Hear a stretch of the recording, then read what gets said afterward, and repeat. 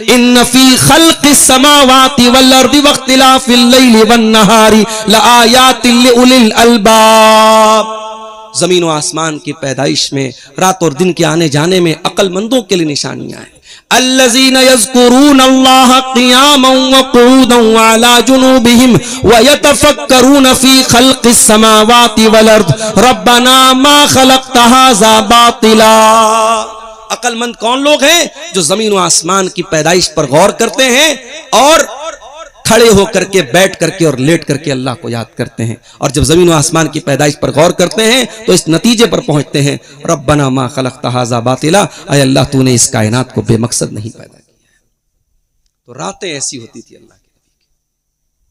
उन रातों में कभी ऐसा भी हुआ कि अल्लाह के नबी रात में तहज्जुद की नमाज पढ़ रहे हैं और दौरान तहज्जुद आपने कुरान की ये आयत पढ़ी। हजरत ईसा अलैहिस्सलाम अपनी उम्मत के लिए दुआ कर रहे हैं, इन तुअज़्ज़िबहुम फ़इन्नहुम इबादुका व इन तग़फ़िर लहुम फ़इन्नका अंतल अज़ीज़ुल हकीम। ऐ अल्लाह, ये तेरे बंदे हैं, अगर तू इनको अजाब दे तो ये तेरे बंदे हैं, और अगर तू माफ कर दे तो कौन तेरा हिसाब लेने वाला है, कौन तुझसे पूछने वाला है। उसके बाद अल्लाह के नबी ने उसे तहज्जुद की नमाज में सूरह इब्राहिम की आयत पढ़ी, फमन तबिअनी फ़इन्नहु मिन्नी व मन असानी फ़इन्नका गफ़ूरुर रहीम। इब्राहिम अलैहिस्सलाम अल्लाह से कहते हैं, अल्लाह जो मेरी पैरवी करे वो मेरा उम्मती है, और जो मेरी नाफरमानी करे तो तू गफूर रहीम है, तू माफ करने वाला है। नबी ने रात में तहज्जुद पढ़ी, दो नबियों की दुआओं को पढ़ा। नबी अपनी उम्मत के बारे में सोच करके रोने लगे। नबी ने रात में आंसू बहाए हमारे और आपके लिए, और हम और आप इतने बदनसीब, हमारी जिंदगी में उस नबी की सुन्नतें कहां है। अभी एक बयान मैंने सुना, एक मरदूद, एक बदबख्त का, और इस तरीके के बयानबाजियां अब बढ़ती चली जा रही हैं। एक बदबख्त का मैंने बयान सुना हमारे नबी के बारे में, उसने कहा कि अब तो रावण के बजाय नऊजुबिल्लाह सुम्मा नऊजुबिल्लाह, हमारे नबी का उसने नाम लेके कहा कि उनका पुतला जलना चाहिए।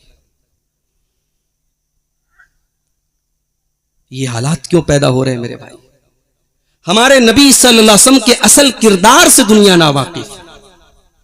मुझे यकीन है अगर मोहम्मद रसूलुल्लाह की सही जिंदगी को इन बदबख्तों ने, इन मरदूदों ने पढ़ा होता, इनकी जबान से कभी ये जुमले न निकलते। कहीं ना कहीं हमें और आपको अपने करेबान में भी झांकने की जरूरत है कि हमने इस अपने भाइयों तक, अपने बरादराने वतन तक क्या अपने नबी की सीरत को पहुंचाया? ना तो हमने किताबी शक्ल में पहुंचाया, ना अपने अमल के जरिए पहुंचाया कि नबी की जिंदगी कैसी थी। अल्लाह के प्यारे नबी रातों में अपनी उम्मत के लिए रो रहे हैं मेरे भाई। हजरत जिब्रील आके पूछ रहे क्यों रो रहे हैं आप? कहा कि अपनी उम्मत के लिए रो रहा हूं। अल्लाह ताला अपने नबी को तसल्ली दिलवाता हजरत जिब्रील के जरिए, इन्ना सनुर्दीका फी उम्मतिका वला नसूका, ऐ मोहम्मद रसूलुल्लाह परेशान ना हो, हम आपकी उम्मत के बारे में आपको राजी कर देंगे, खुश कर देंगे। तो ये थी नबी की घर की जिंदगी। अल्लाह के नबी अपने घर में एक शौहर की हैसियत से कैसे थे, एज अ हस्बैंड आप कैसे थे? आप फरमाते खैरुकुम ले अहलिही व अना खैरुकुम ले अहली। तुम में सबसे बेहतरीन इंसान वो है जो अपनी फैमिली के लिए सबसे अच्छा हो, अपनी बीवी के लिए सबसे अच्छा हो, और मैं तुम में अपनी बीवी के लिए सबसे अच्छा हूं। बीवियों के साथ हंसी मजाक भी हो रहा है। भाई 9 बीवियां थी ना आपकी, दुनिया आज एतराज कर रही है कि नबी की 9 बीवियां क्यों थी? कभी आपने गौर किया? नबी की 9 बीवियां 9 अलग अलग कल्चर से हैं। उसमें यहूदी सरदार की बेटी हजरत सफिया भी है।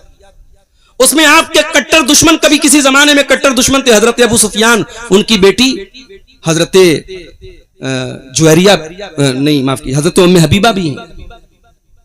उसमें आपके फूफी की बेटी हजरत ज़ैनब बिन्त जहश भी हैं। ये 9 बीवियां जो आपकी हैं, अलग अलग कल्चर, अलग अलग खानदानों से इनका ताल्लुक है। जाहिर है हमारी एक बीवी होती है, हम बहुत सारी चीजों में उसके साथ लड़ते हैं, झगड़ते हैं, नोक झोंक होती है। ये 9 अलग अलग कल्चर से आई हुई बीवियां हैं। नबी ने कितने सब्र और तहम्मुल के साथ उन बीवियों को रखा होगा। हजरत आयशा कहती है कि अल्लाह के नबी, मैं हैज की हालत में होती थी। उस जमाने में औरत हैज की हालत में होती थी, नापाक समझते थे लोग। नापाक इस माना में कि उसका खाना अलग, उसका पानी अलग, उसका बर्तन अलग। उस माहौल में अल्लाह के नबी सल्लल्लाहु अलैहि वसल्लम ने उम्मत को तालीम क्या दी। हजरत आयशा कहती हैं कि मैं हैज की हालत में होती थी और प्याले से पानी पीती थी और जहां मैं मुंह लगाती थी अल्लाह के प्यारे हबीब वही मुंह लगाते थे।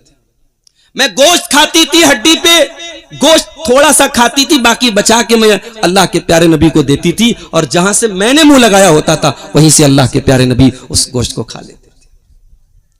आपसे पूछा गया है अल्लाह के नबी आपको सबसे ज्यादा मोहब्बत दुनिया में किससे है? आपने कहा आयशा से।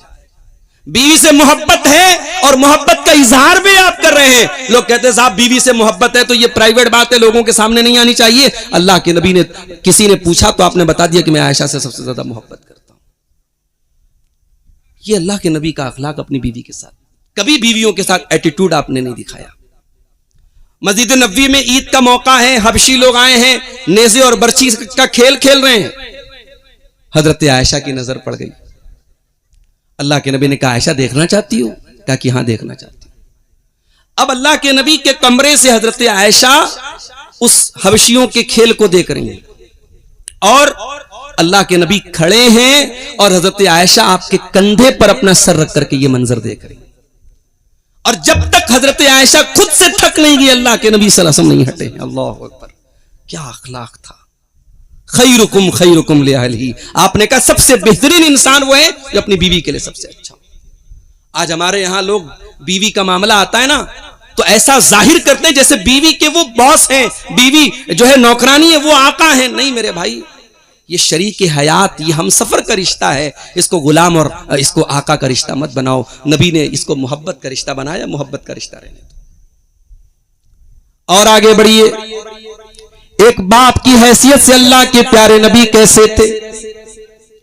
अल्लाह के प्यारे नबी चार चार बेटियों के बाप थे। आज बेटियों का बाप होना कोई आसान काम नहीं है मेरे भाइयों। और मैं एक बात बड़े यकीन के साथ आपसे कह देता हूं, जमाना बहुत फितनों का है। आपने लाख अपने बच्चियों को नकाब पहनाया होगा, लेकिन अगर आपने अपनी बच्चियों को दीनी तरबियत नहीं दी होगी, आपकी बेटी नकाब पहन करके घर से निकलेगी तब भी वो गलत कामों से नहीं बच पाएगी। आज आप यकीन करें, कल का वाकया बनारस में मल्दिया चौराहे पर मैं किसी काम से गया। एक लड़की जो सर से पैर तक मुकम्मल नकाब में, हाथों में दस्ताना भी है और पैरों में मोजा भी है, घर से पूरे इस्लामी पर्दे के साथ निकली है, पीछे स्कूल और कॉलेज का बैग भी है और मोबाइल पर किसी से बात कर रही है और उसके बराबर में एक गैर मुस्लिम लड़का भी चल रहा है। मैंने महसूस कर लिया कि वो उसी लड़के से बात कर रही है और शायद उससे मुलाकात का मामला तय हो रहा है। अब तो आंखें आदी हो गई इस तरीके के वाकयात देखने के लिए। इसलिए मैं कहता हूं कि घर से नकाब पहन करके निकलना ये काफी नहीं है। तरबियत क्या की है आपने? हमारे यहां तरबियत के नाम पे जीरो है साहब। घर में हमारी लड़कियों ने बस मौलवी साहब से, हाफिज जी से कुरान पढ़ लिया, हो गया, होगी तरबियत। आपकी बेटी ने रट्टू तोते की तरह कुरान पढ़ भी लिया, दो चार उर्दू की किताबें पढ़ भी ली, इससे दीन की तरबियत नहीं हो जाएगी। वो स्कूल गई, वो कॉलेज गई, वो यूनिवर्सिटी गई, जहां भी गई उसे कहीं दीन नहीं मिला। उसे इंस्टाग्राम ने भी बेहयाई सिखाई, उसे फेसबुक ने भी बेहयाई सिखाई, उसकी सहेलियों ने बेहयाई सिखाई, उसके माहौल में बेहयाई मिली। उसे हया का सबक कौन देगा? उसकी मां देगी। उसको हया का सबक कौन देगा? उसका बाप देगा। इसलिए मेरे भाइयों, नबी ने अपनी चारों बेटियों की जो तरबियत की है वो काबिल गौर है। आपकी दो बेटियां, उस्मान गनी जैसे दौलतमंद इंसान से उनका निकाह होता है। कोई एक वाकया लाके दिखा दो कि अल्लाह के प्यारे नबी की ये दो बेटियां हजरत रुकैया, हजरत उम्मे कुलसूम एक अमीर घर में जाती हैं। एक आप ये कह सकते हैं मिडिल क्लास घर से वो एक अमीर घर में जाती हैं, मगर मियां बीवी के दरमियान कभी कोई अनबन नहीं होती है। ये तरबियत थी अल्लाह के प्यारे नबी की, ये तरबियत थी हजरत खदीजा की। आपकी सबसे छोटी बेटी, सबसे लाडली बेटी हजरत फातिमा ज़हरा, उनकी शादी हजरत अली से होती है और हजरत अली फाइनेंशियली बहुत कमजोर होते हैं, बहुत गरीब होते हैं, मगर कभी भी पैसे को लेकर के, दौलत को लेकर के मियां बीवी का कभी कोई झगड़ा नहीं होता है। ये तरबियत थी अल्लाह की।